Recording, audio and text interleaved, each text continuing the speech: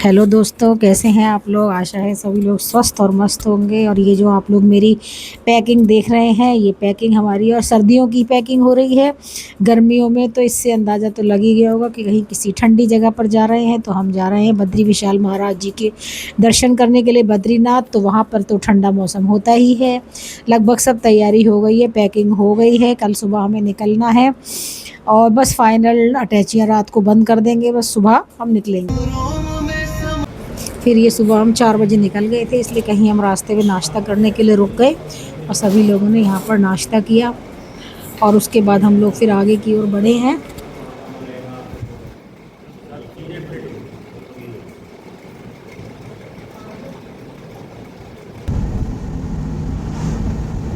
नाश्ता करके हम लोग आगे बढ़ गए। फिर ये रात का समय है, देखिए पहाड़ों पर रात में कितना सुंदर लग रहा है, लाइटें जल रही है। जाम बहुत था, रास्ते में बहुत जाम मिला। ये हम लोग पहुंच गए। रात को पहुंचकर हम लोगों ने रेस्ट किया, बहुत देर तक आराम करके खाना वाना खा के हम लोग बातें चीतें करने बैठ गए। सब लोग आराम से बैठ के बातें करी। काफ़ी ठंडा मौसम था वहाँ, जो जैकेट पहनने की और कंबल रजाइयाँ ओढ़ने की ज़रूरत पड़ रही थी।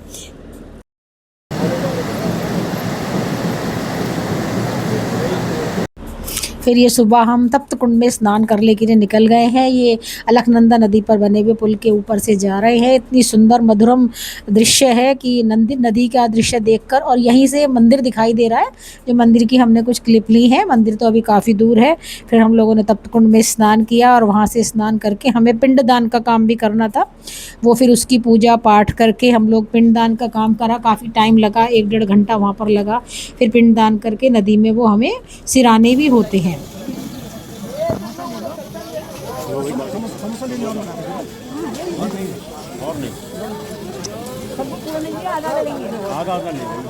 अरे मंगा ले पूरा।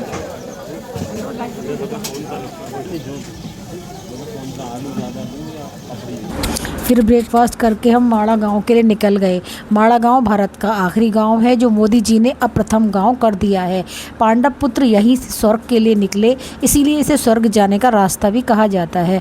बताया जाता है कि यहाँ पर व्यास जी ने महाभारत बोली और गणेश जी ने लिखी, और यहीं पर सरस्वती विलीन हुई, जिसके शोर में गणेश जी व्यास जी की आवाज़ नहीं सुन पा रहे थे। इसीलिए इस नदी को यहीं पर विलीन कर दिया गया, शांत कर दिया गया, जिससे वो यहीं पर लुप्त हो गई हैं। बाद में आएंगे सारे, ऊपर से बहता था नीचे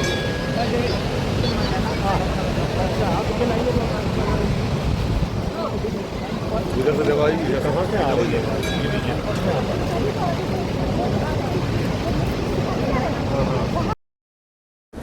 फिर ये शाम का समय है। ये बद्री विशाल महाराज जी के दर्शन के लिए हम लोग अपने होटल से निकल गए हैं। शाम के 5 बज रहे हैं और इस समय भी काफ़ी ठंडा मौसम है। ये रास्ते का सीन है, जहाँ पर ये बहुत बड़ी जगह पर एक मार्केट बनाया जा रहा है, जहाँ पर सारी दुकानें शिफ्ट हो जाएंगी और जिससे मंदिर जाने का रास्ता बिल्कुल सीधा हो जाएगा। बहुत सुंदर है। अभी यहाँ पर दुकानें शिफ्ट नहीं हुई हैं, काम चल रहा है। जब दुकानें शिफ्ट हो जाएंगी तो ये बहुत बढ़िया मार्केट लगेगा और रास्ता जो है मंदिर जाने का बिल्कुल सीधा और साफ़ हो जाएगा। और ये देखिए मार्केट के ऊपर कितना सुंदर दृश्य है शाम का। बर्फ से पहाड़ ऊपर के ढके हुए हैं। नीलकंठ पर्वत है जो पहाड़ बर्फ से ढका हुआ है, इसी की वजह से यहाँ पर ठंडक है। और ये हम मार्केट के मंदिर के लिए निकले हैं, तो ये रास्ते का दृश्य है। पूरा मार्केट है, पूरा मार्केट खूब बढ़िया गर्म सामान यहाँ पर मिल रहा है। और वैसे बहुत ज़्यादा भीड़ भाड़ नहीं थी, हम आराम से यहाँ शाम के समय नहीं थी, सुबह के समय बहुत भीड़ होती है, इसीलिए हमने शाम के दर्शन का समय लिया था। आराम से एकदम हम लोग पहुँच गए, इतनी भीड़ नहीं थी और बहुत ही ज़्यादा सुगम तरीके से हमें दर्शन हो गए। देखिए वहाँ पर ऊपर का दृश्य है, मंदिर के ऊपर चोटी के ऊपर बादल छाए हुए हैं और पहाड़ी पर बर्फ़ दिख रही है। बहुत प्यारा ऐसा लग रहा था, बस इस दृश्य को आँखों में भर लो। फिर ये हम दर्शन कराएँ, अंदर की क्लिप तो ले नहीं सकते, इसलिए देखिए कितनी भीड़ है और हम दर्शन करके बाहर आ चुके। जय बद्री विशाल।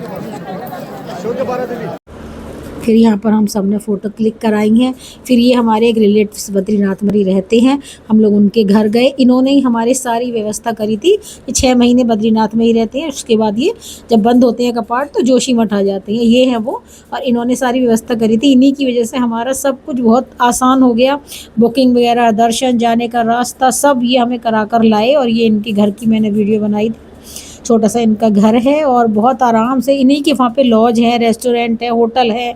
हम इन्हीं के पास रुके थे। इन्होंने बहुत अच्छे से हमें सब कुछ कराया और बहुत अच्छे से हमारा ध्यान रखा। बिल्कुल ऐसा लग रहा था कि हमें तो कोई दिक्कत ही नहीं हुई। बहुत आराम से हम सब कुछ करके आ गए। ये सुबह का दृश्य है, अगले दिन सुबह का। बहुत तेज़ धूप निकल रही है और देखिए ऊपर कितना सुंदर दृश्य लग रहा है। मेरा तो मन था, यकीन नहीं हो रहा था कि मैं बद्रीनाथ हो ही आई हूँ, क्योंकि मुझे बस में चक्कर आते हैं, इसलिए मैं पहाड़ी इलाकों पर कम ही जाना चाहती हूँ। लेकिन खैर भगवान की कृपा से पहुँच गई। देखिए बर्फ़ से चोटियाँ ढकी हुई हैं, कितना प्यारा दृश्य लग रहा है ये। फिर यहाँ से हमने जिनके साथ हम गए थे उनके साथ फ़ोटो ली और उसके बाद हम लोग वो वापस चलने के लिए बस में बैठने की तैयारी करने लगे और वो लोग हमें विदा करने के लिए बाहर खड़े हुए हैं।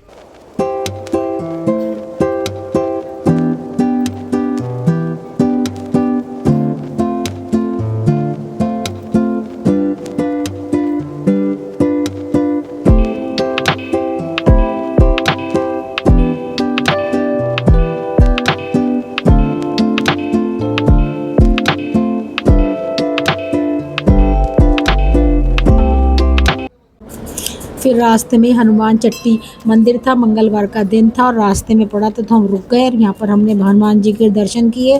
छोटी सी लाइन थी, बहुत आराम से दर्शन हो गए। धूप तो थी लेकिन बढ़िया से हमें दर्शन हो गए।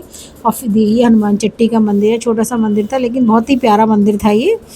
यहाँ पर हमने दर्शन किए। फिर 5-6 घंटे का सफ़र करने के बाद हम धारी देवी के मंदिर के लिए निकल गए हैं और हमें लग नहीं रहा था कि हम दर्शन कर पाएंगे, क्योंकि रास्ते में बहुत जाम मिला था। लेकिन फिर भी हम पहुंच गए। 7:30 बजे हम पहुंच गए। मंदिर के बंद होने का टाइम हमने 7 बजे सुना था, लेकिन मंदिर बंद नहीं हुआ था 8:30 तक भी। और हम फटाफट गए। काफ़ी नीचे जाकर है मंदिर। फटाफट भाग के गए कि कहीं मंदिर बंद ना हो जाए, लेकिन हमें आराम से दर्शन हो गए। ठंडा भी हो चुका था मौसम, क्योंकि यहाँ धारी देवी के मंदिर की जगह पर तो गर्मी थी। देखिए कितना बढ़िया दृश्य है ये भी। रास्ते में बैठने की बहुत व्यवस्था है, क्योंकि काफ़ी नीचे जाकर है, काफ़ी ऊंचाई है, जिसकी वजह से लोग थक जाते हैं, बैठ जाते हैं चढ़ते समय ख़ास तौर पर।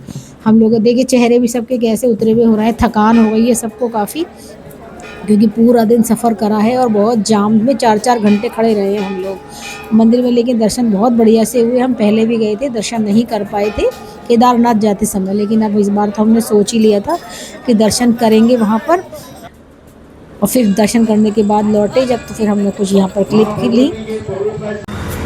हेलो दोस्तों, ये आज हम बद्रीनाथ से लौटते समय श्रीनगर में रुके हुए हैं। श्रीनगर में सुबह का टाइम है। देखिए कितनी बढ़िया धूप खिली हुई है और सामने ही बहुत बढ़िया हमारे होटल से व्यू दिख रहा है पहाड़ों का, और नीचे नदी भी बह रही है, लेकिन नदी का सीन इतना आ नहीं पा रहा है। लेकिन आज हम यहाँ रुके हुए हैं। बस हम नहा धो लिए हैं, तैयार हो गए हैं और अब चलना ही है यहाँ से। देखिए मेरे पीछे भी सब कितना बढ़िया पहाड़ दिख रहे हैं। और अब हम यहाँ से निकलेंगे मुरादाबाद के लिए। रास्ते में हरिद्वार में रुकेंगे, ऋषिकेश में रुकेंगे, वहाँ नहाएंगे धोएंगे, थोड़ा घूमेंगे, फिर आगे बढ़ेंगे। और आगे फिर ये हम देवप्रयाग पहुँच गए। यहाँ पर अलकनंदा और मंदाकिनी नदी का संगम देखिए, दोनों धाराएं कितनी प्यारे तरीके से आ रही हैं और आगे आके मिल रही हैं। ये तो हमने ऊपर से ही खड़े होकर देखा है, नीचे जाने का तो टाइम नहीं था, लेकिन बहुत ही सुंदर और मनोरम दृश्य है नदी का। ये भगवान की लीला के आगे किसी का जोर नहीं है, बहुत प्यारा दृश्य था।